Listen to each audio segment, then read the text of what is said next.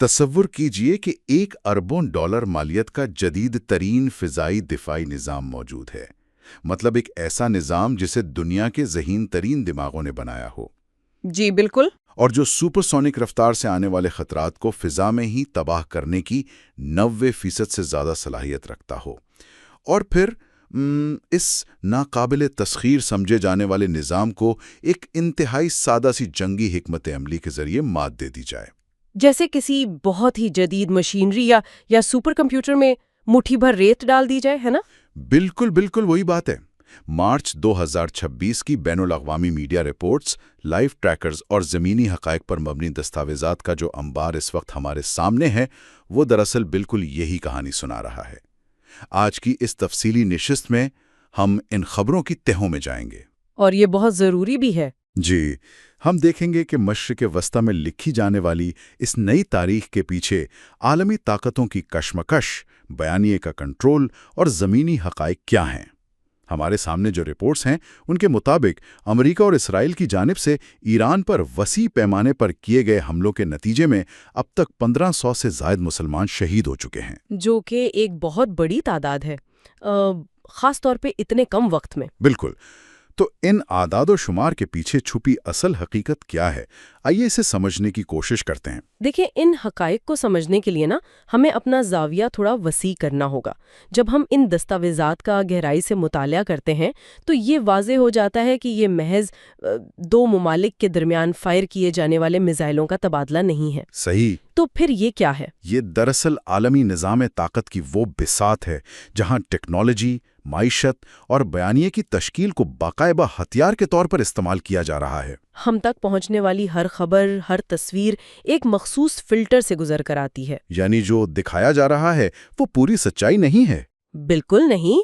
میں سمجھتی ہوں کہ ہمارا مقصد آج ان محرکات کو، اس جیو پولیٹیکل یا تصویراتی بساط کو اس کی اصل شکل میں سمجھنا ہے، تاکہ ہم جان سکیں کہ جو کچھ اسکرین پر دکھایا جا رہا ہے اور جو کچھ زمین پر ہو رہا ہے، ان دونوں میں کتنا بڑا تضاد ہے۔ تو پھر سیدھا اسی تضاد کی طرف چلتے ہیں جو ان دستاویزات میں مجھے سب سے زیادہ نمایاں اور سچ کہوں تو تکلیف دہ لگا ہے۔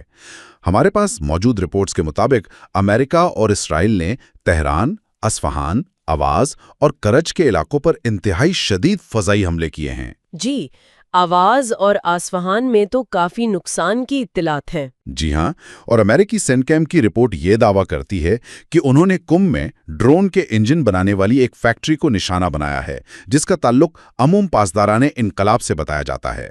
کرج میں میسمی بیس اور گرم درہ کے علاقوں کو ہدف بنایا گیا۔ یعنی وہ یہ تاثر دے رہے ہیں کہ یہ خالصتاً عسکری اہداف تھے؟ بالکل۔ یہاں تک تو یہ ایک روایتی عسکری کارروائی لگتی ہے، لیکن مجھے یہاں روکیے گا کیونکہ میرے سامنے ایران کی ہلال احمر یعنی ریڈ کریسنٹ کے جو اعداد و شمار ہیں وہ کچھ اور ہی کہانی سنا رہے ہیں۔ جی، ان کی رپورٹ میں سویلین نقصان کا بہت بڑا ذکر ہے۔ بالکل۔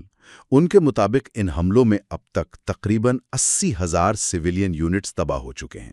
80,000، ان میں رہائشی عمارتیں، ہسپتال اور اسکول تک شامل ہیں۔ خرم آباد میں تو ایک رہائشی عمارت کے ملبے تلے دب کر ایک بچے کی شہادت کی رپورٹ بھی موجود ہے۔ یہ انتہائی افسوسناک ہے۔ تو میرا سوال یہ ہے کہ مغربی میڈیا اسے پریسیشن سٹرائکس یعنی انتہائی نپے تلے اور درست نشانے والے حملے قرار دیتا ہے۔ اگر یہ واقعی اتنے درست نشانے ہیں تو پھر 80,000 سویلین یونٹس کیسے تباہ ہو سکتے ہیں؟ مطلب یہ کس قسم کی درستی ہے؟ دیکھیں، یہ ایک بہت اہم اور بنیادی سوال ہے۔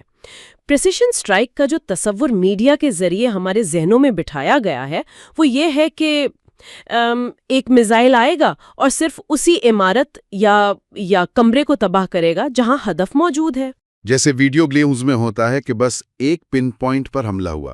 بالکل ایسا ہی تاثر دیا جاتا ہے، لیکن فوجی اصطلاح میں اور خاص طور پر جب گنجان آباد علاقوں جیسے آواز میں حملے کیے جاتے ہیں تو اس کا مطلب بالکل مختلف ہوتا ہے۔ وہ کیسے؟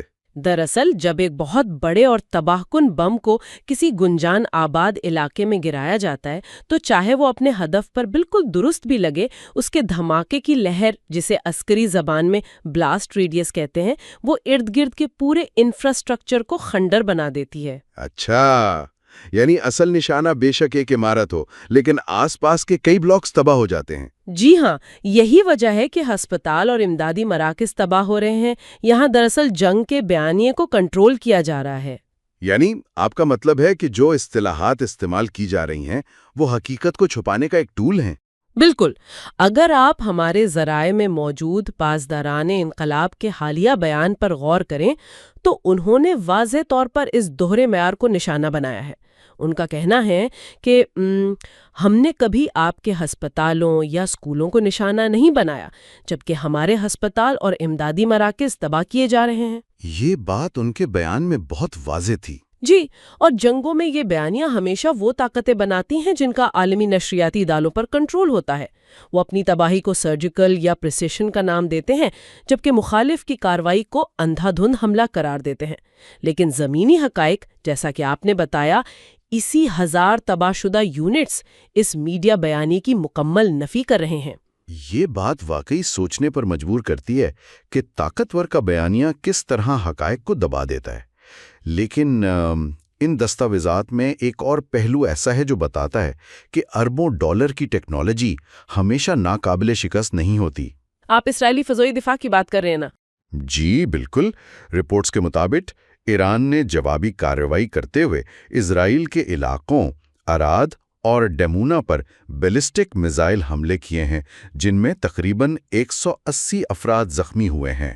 ڈیمونا پر حملہ بذات خود ایک بہت بڑی خبر ہے۔ بالکل، کیونکہ ہم سب جانتے ہیں کہ ڈیمونا کوئی عام شہر نہیں ہے۔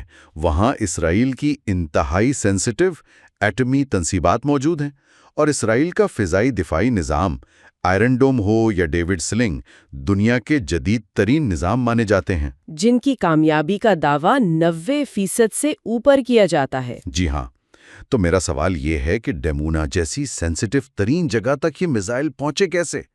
یہ اربوں ڈالر کا الیکٹرونک اور ریڈار کا جال آخر ناکام کیسے ہوا؟ اس ناکامی کو سمجھنے کے لیے ہمیں اس نئی جنگی حکمت عملی کے میکانزم کو تھوڑا تکنیکی سطح پر سمجھنا ہوگا۔ ہمارے ذرائع بتاتے ہیں کہ اس بار روایتی میزائلوں کے بجائے کلسٹر وار ہیڈز کا استعمال کیا گیا ہے۔ کلسٹر وار ہیڈز یہ کیسے کام کرتے ہیں؟ بکہ ایک عام دفاعی نظام کس طرح کام کرتا ہے؟ وہ بنیادی طور پر ایک انتہائی طاقتور کیلکولیٹر ہوتا ہے۔ جب ایک بڑا میزائل فضا میں آتا ہے تو ریڈار اس کی رفتار اور سمت کا حساب لگاتا ہے اور ایک انٹرسیپٹر میزائل فائر کر کے اسے راستے میں ہی تباہ کر دیتا ہے۔ ٹھیک ہے، تو کلسٹر وار ہیڈز اس کیلکولیشن کو کیسے خراب کرتے ہیں؟ ہوتا یہ ہے کہ کلسٹر وار ہیڈز زمین پر گرنے سے کافی پہلے فضا میں ہی کھل جاتے ہیں اور ایک بڑے میزائل کے بجائے درجنوں یا بعض اوقات سینکڑوں چھوٹے چھوٹے بموں یعنی سب میونیشنز میں بکھر جاتے ہیں۔ اوہ اچھا۔ جی، اب اس دفاعی نظام کے سپر کمپیوٹر کو اچانک ایک ہدف کے بجائے سینکڑوں مختلف اہداف کی سمت کا بے وقت حساب لگانا پڑتا ہے۔ تو یہ وہی بات ہو گئی کہ جیسے آپ ایک سپر کمپیوٹر سے کہیں کہ وہ ایک تیزی سے آتی ہوئی بال کو ٹریک کرے لیکن وہ بال اچانک ہزاروں چھوٹی چھوٹی گولیوں یا ریت کے ذروں میں بدل کر بکھر جائے تو وہ سسٹم اوورلوڈ ہو جائے گا اور کنفیوز ہو جائے گا کہ کسے روکیں اور کسے چھوڑیں۔ 100% درست مثال ہے یہ۔ یہی وہ تکنیکی خامی ہے جس کا فائدہ اٹھایا گیا ہے اور اس کے ساتھ ایک اور حکمت عملی بھی استعمال ہو رہی ہے۔ وہ کیا؟ ہماری رپورٹس کے مطابق ایک ہی وقت میں بہت بڑا حملہ کرنے کے بجائے چھوٹے لیکن مسلسل اور متواتر حملے کیے جا رہے ہیں۔ اس کا اثر نفسیاتی ہوتا ہے۔ یعنی سائرن مسلسل بجتے رہیں؟ بالکل، جب سائرن مسلسل بجتے رہیں اور عوام کو بار بار پناہ گاہوں کی طرف بھاگنا پڑے تو یہ براہ راست آبادی کے اعصاب پر حملہ ہوتا ہے۔ یہ ایک نفسیاتی جنگ ہے جسے سائیکولوجیکل وارفیئر کہتے ہیں، جس کا مقصد عوام کے مورال کو توڑنا ہے۔ صحیح، اور میرے خیال میں اس کا ایک سیاسی پہلو بھی ہے، کیونکہ ذرائع یہ بھی بتا رہے ہیں کہ اسرائیل کے اندر ایک شدید تشویش پائی جاتی ہے کہ امریکہ شاید کسی بھی وقت مداخلت کر کے اس جنگ کو جلد ختم کروانے کی کوشش کرے۔ جی، امریکی دباؤ بہت واضح ہے۔ تو کیا ایسی امریکی دباؤ کی وجہ سے اسرائیلی قیادت کو مجبوراً مزید جارحانہ بیانات دینے پڑ رہے ہیں تاکہ وہ اپنے عوام کے سامنے کمزور نہ لگیں؟ دیکھیں، یہ دوہرا دباؤ ہے۔ ایک طرف ان کے اپنے عوام کا خوف اور دفاعی نظام کی ناکامی پر اٹھنے والے سوالات ہیں اور دوسری طرف امریکہ کا یہ دباؤ کہ صورتحال مکمل طور پر قابو سے باہر نہ ہو جائے، اس لیے سیاسی سطح پر سخت بیانات دینا ان کی مجبوری بن چکا ہے، چاہے زمینی حقیقت اس سے کتنی ہی مختلف کیوں نہ ہو۔ لیکن صورتحال قابو سے باہر ہوتی تو نظر آ رہی ہے، کیونکہ یہ جنگ اب صرف ان دو طاقتوں کے درمیان نہیں رہی، بلکہ اس کے شعلے پورے خطے میں پھیل رہے ہیں۔ جی، دیگر محاذ بھی کھل چکے ہیں۔ بالکل، اگر ہم ان رپورٹس میں دیے گئے دیگر محاذوں پر نظر ڈالیں تو حیرت ہوتی ہے کہ کیسے ہر طرف ایک محاذ کھل گیا ہے۔ لبنان کی سرحد پر اسرائیلی افواج نے جنوبی لبنان میں قوسمیہ پول کو مکمل طور پر تباہ کر دیا ہے، جو کہ ایک بہت اہم پیش رفت ہے۔ جی، اور دوسری جانب حزب اللہ نے دعویٰ کیا ہے کہ انہوں نے ایک ہی دن میں 60 سے زائد فوجی آپریشنز کیے ہیں۔ مجھے بتائیے، خاص طور پہ قوسمیہ پل کو اڑانے کی کوئی خاص عسکری وجہ؟ دراصل پلوں اور انفراسٹرکچر کو نشانہ بنانا ہمیشہ کسی بڑی زمینی کارروائی کی تیاری سمجھا جاتا ہے۔ قاسمیہ پل کو تباہ کرنے کا مقصد لاجسٹکس یعنی رسد کی فراہمی کو کاٹنا اور ممکنہ طور پر زمینی حملے سے پہلے مخالف کی نقل و حرکت کو محدود کرنا ہے۔ یعنی گراؤنڈ انویژن کی تیاری ہو رہی ہے۔ جی ہاں، اور جب آپ 60 سے زائد جوابی کارروائیوں کی بات کرتے ہیں تو اس کا مطلب ہے کہ اسرائیل کو اب ایک ساتھ کئی محاذوں پر اپنی فوج اور وسائل کو تقسیم کرنا پڑ رہا ہے، جو کہ کسی بھی فوج کے لیے ایک ڈراؤنا خواب ہوتا ہے۔ اور اس جنگ کے شور میں ایک اور محاذ ہے جس پر وہ توجہ نہیں دی جا رہی جو دی جانی چاہیے، مغربی کنارہ یعنی ویسٹ بینک۔ وہ تو ہمیشہ سے ہی ایک سلگتا ہوا محاذ رہا ہے۔ جی، لیکن اب صورتحال مزید خراب ہے۔ ہماری رپورٹس کے مطابق وہاں مسلسل 2 راتوں سے اسرائیلی آبادکاروں کی یلغار جاری ہے۔ فلسطینیوں کے گھروں اور گاڑیوں کو آگ لگائی جا رہی ہے۔ دیر الحد کے علاقے میں ایک 45 سالہ شخص کے پاؤں میں گولی ماری گئی اور مجموعی طور پر 9 افراد زخمی ہوئے ہیں۔ افسوسناک۔ میرا سوال یہ ہے کہ جب ایک طرف اتنی بڑی جنگ چل رہی ہو تو اسی وقت ویسٹ بینک میں ان کارروائیوں کے تیز ہونے کی کیا منطق ہے؟ اسے سفارتی اور عسکری زبان میں فوکس شفٹ یا دھیان بٹنے کا فائدہ اٹھانا کہتے ہیں۔ جب پوری دنیا کا میڈیا، عالمی ادارے اور کیمروں کا رخ تہران اور تل ابیب کی طرف ہوتا ہے نا، تو اس شور اور غبار کی آڑ میں مقامی سطح پر آبادیاتی تبدیلیاں لانے کی کوشش کی جاتی ہے۔ یعنی ڈیموگرافک شفٹس۔ جی بالکل، ویسٹ بینک میں ہونے والے یہ مظالم کوئی اتفاق نہیں ہے، بلکہ اس بڑے تنازع کے سائے میں مقامی آبادی کو منظم طریقے سے نشانہ بنایا جا رہا ہے، کیونکہ انہیں معلوم ہے کہ اس وقت عالمی برادری کی توجہ مکمل طور پر کہیں اور ہے۔ یہ بات واقعی انتہائی تشویشناک ہے، اور اس خطے کی پیچیدگی کا اندازہ اس بات سے بھی لگایا جا سکتا ہے کہ پاسداران انقلاب نے یہ دعویٰ کیا ہے کہ انہوں نے خطے میں موجود امریکی اڈوں کو بھی نشانہ بنایا ہے۔ جی، سعودی عرب اور بحرین کا ذکر آیا ہے۔ بالکل، سعودی عرب میں واقع شہزادہ سلطان ایئر بیس اور بحرین میں امریکی 5ویں بیڑے پر حملوں کا دعویٰ کیا گیا ہے۔ یہیں پر ایک سوال ذہن میں ابھرتا ہے جو شاید بہت سے لوگوں کے ذہن میں ہو۔ جی پوچھیے۔ جب ہم امت مسلمہ کی بات کرتے ہیں اور پھر یہ دیکھتے ہیں کہ مسلم ممالک کی سرزمین پر غیر ملکی طاقتوں کے فوجی اڈے موجود ہیں جن سے کارروائیاں بھی ہو رہی ہیں اور پھر انہیں پر حملے بھی ہو رہے ہیں، تو کیا ان سفارتی اور عسکری بساتوں نے نظریاتی ایک جہتی کو مکمل طور پر ختم نہیں کر دیا؟ دیکھیے، یہ ایک انتہائی تلخ اور پیچیدہ حقیقت ہے۔ عالمی سیاست جذبات یا نظریات پر نہیں، بلکہ مفادات اور 2 طرفہ دفاعی معاہدوں پر چلتی ہے، یعنی بائی لیٹرل ٹریٹیز۔ بالکل۔ مغربی طاقتوں نے دہائیوں سے اس خطے کو اپنے اسٹریٹجک مفادات کے لیے مختلف بلاکس میں تقسیم کر رکھا ہے۔